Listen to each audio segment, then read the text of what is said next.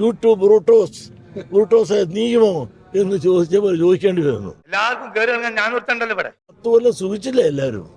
എന്നിട്ട് ഈ 10ാമത്തെ കൊല്ലം കഴിയപ്പോ ഇത്ര സൗന്ദര്യക്കുറവ് തോന്നുന്നതാ. ചതിയൻ ചന്തു എന്ന പേര് വീണെങ്കിൽ ആ തൊപ്പി 1000 വട്ടം വിളങ്ങും ആ തലയ്ക്ക്. അപ്പൊ അളിയൻ കാര്യമൊന്നും അറിഞ്ഞില്ലേ? ഇല്ല. എന്നാൽ ഇനി ഞാനത് പറയാം. മലപ്പുറത്ത് സ്കൂൾ തുടങ്ങാനാകുന്നില്ലെന്ന പരാമർശത്തിലെ ചോദ്യത്തോട് പ്രകോപിതനായി വെള്ളാപ്പള്ളി നടേശൻ. 9 വർഷമായി പിണറായി ഭരിച്ചിട്ടും അനുമതി കിട്ടിയില്ലേ എന്ന ചോദ്യത്തോടായിരുന്നു വെള്ളാപ്പള്ളിയുടെ പ്രകോപനം. ഞാൻ വേണ്ടെന്ന് വെച്ചിരുന്നു. ചാനൽ മൈക്കുകൾ തട്ടിമാറ്റിയ വെള്ളാപ്പള്ളി ക്ഷുഭിതനായി മടങ്ങുകയായിരുന്നു. സ്ഥലം വാങ്ങാൻ കിട്ടുന്നില്ലേ?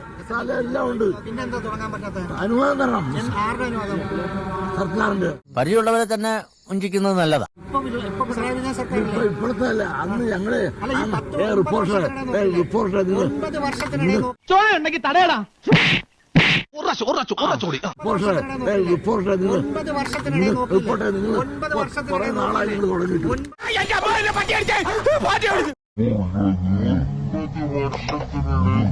കിട്ടിയാ? ഇല്ല, ചോദിച്ചു വാങ്ങിച്ചു. 9 കുറെ നാളായി നിങ്ങൾ തുടങ്ങിയിട്ട്. 9 വർഷത്തിനിടെ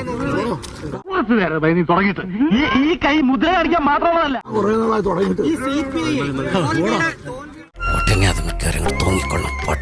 ഒരു കൗണ്ടർ ചോദ്യം അദ്ദേഹത്തിനെതിരെ വരുന്നു. കഴിഞ്ഞ 10 വർഷമായി CPM ഭരിച്ചിട്ടും അനുമതി ലഭിച്ചില്ല എന്ന്. അതിനോട് ഇത്ര ക്ഷുഭിതനായി പ്രതികരിക്കാൻ കാരണം എന്തായിരുന്നു? ഒരു പ്രത്യേക സ്വഭാവ, മനുഷ്യന്മാരോട് മാത്രമല്ല മൃഗങ്ങളോടും ഇങ്ങനെ തന്നെയാണ്. ഈ മലപ്പുറം ഉൾപ്പെടെ മലബാറിലെ 3 ജില്ലകളിൽ SNDPക്ക് സ്കൂളില്ല എന്ന് നേരത്തെ തന്നെ വെള്ളാപ്പള്ളി നടേശൻ പരിഭവം പറഞ്ഞിരുന്നു. എന്തുകൊണ്ട് ഇപ്പോൾ കഴിഞ്ഞ 9 വർഷമായി LDF സർക്കാർ ഭരിക്കുന്നു, മുഖ്യമന്ത്രി പിണറായി വിജയനുമായി ഏറ്റവും അടുത്ത ബന്ധമുണ്ട്, എന്നിട്ടും കഴിഞ്ഞ 9 വർഷമായി LDF സർക്കാരാണ് അധികാരത്തിൽ.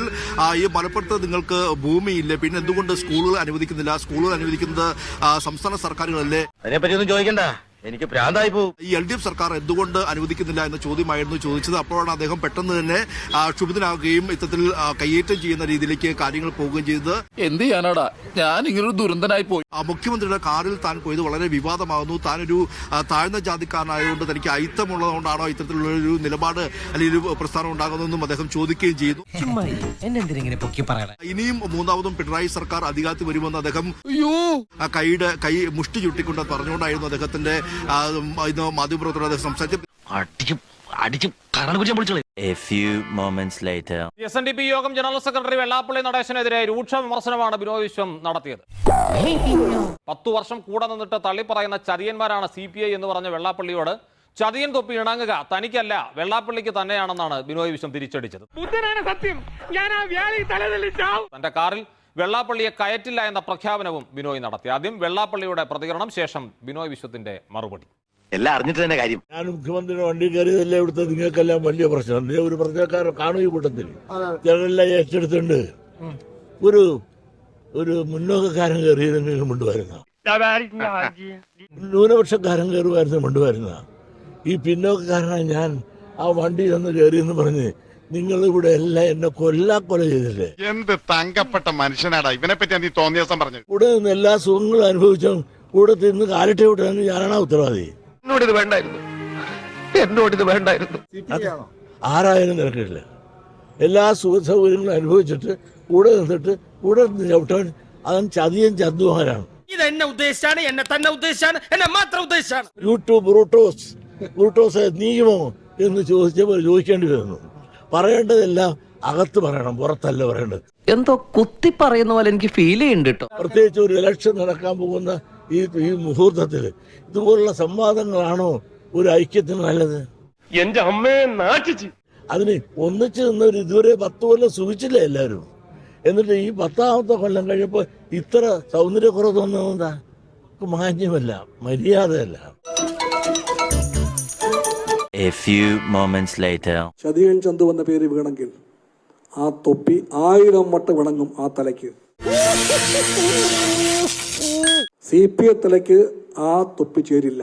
അവന്റെ അമ്മയുടെ വീടിന്റെ തൊട്ടടുത്ത് തന്നെ എന്റെ വീട്, എന്നിട്ട് അവൻ എന്നോട് ഇങ്ങനെ പെരുമാറും. LDF ഗവൺമെന്റിലെ പ്രവർത്തനങ്ങൾക്കും LDFിലെ പാർട്ടികൾക്കും മാർക്കിടാൻ വേണ്ടിയുള്ള ചുമതലയൊന്നും ആരും വെള്ളാപ്പള്ളി ഏൽപ്പിച്ചിട്ടില്ല, ഏൽപ്പിക്കാനും പോകുന്നില്ല. വെള്ളാപ്പള്ളി അല്ല LDF, വെള്ളാപ്പള്ളി ആകാൻ പാടില്ല LDF. ശശിയെ എന്നാണ് ഈ പറയുന്നത്? ഉറപ്പാണ്. കണ്ടാൽ ഞാൻ ചിരിക്കും, ചിലപ്പോൾ കൈകൊടുക്കും, അത്രേ ഉള്ളൂ. ഓരോ ഉടായ്പായിട്ട് അറിയിക്കുള്ളൂ. തോറ്റെന്ന് സമ്മതിക്കാൻ പോലും CPM-ന് മടിയാണ്. അവർ ആ ബോധ്യത്തിലേക്ക് ഇനിയും ഉണർന്നിട്ടില്ല. CPI-ക്ക് പക്ഷേ ഒരു സംശയവുമില്ല. വലിയ തോതിലുള്ള ഒരു വിജയം പ്രതീക്ഷിച്ചിരുന്നു, പക്ഷേ അപ്രതീക്ഷിതമായ തോൽവി ഉണ്ടായി. ആ തോൽവി തിരുത്തപ്പെടേണ്ട ചില കാര്യങ്ങൾ മുന്നിലുണ്ട്. എന്റെ എല്ലാ മാനവും പോയി. മുഖ്യമന്ത്രിക്കെതിരെ വലിയ തോതിലുള്ള വിമർശനം വന്നു. മുഖ്യമന്ത്രി തിരുത്തൽ വരുത്തണമെന്ന വിമർശനം പാർട്ടിക്കകത്ത് ഉണ്ടായി എന്ന വാർത്തകൾ പുറത്തു വരുമ്പോൾ അങ്ങനെ ഒരു വിമർശനം ഉണ്ടായതായി ഏറ്റെടുക്കാൻ ബിനോയ് വിശ്വം തയ്യാറല്ല. ഇത്രയൊക്കെയായിട്ടും പുച്ഛം അല്ലേ?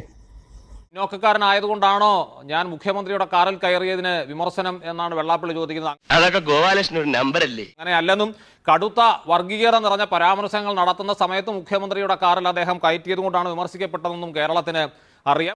പിന്നല്ലാതെ.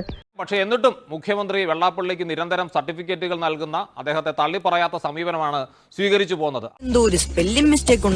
അവിടെയാണ് ബിനോയ് വിശ്വം വെള്ളാപ്പള്ളി അല്ല ഇടതുമുന്നണി, വെള്ളാപ്പള്ളി ആവരുത് ഇടതുമുന്നണി, തന്റെ കാറിൽ കയറ്റുമോ എന്ന ചോദ്യത്തിന് കയറ്റില്ല എന്ന് ഒരു അർത്ഥശങ്കയ്ക്കും ഇടയില്ലാത്ത വിധം പറയുന്നു.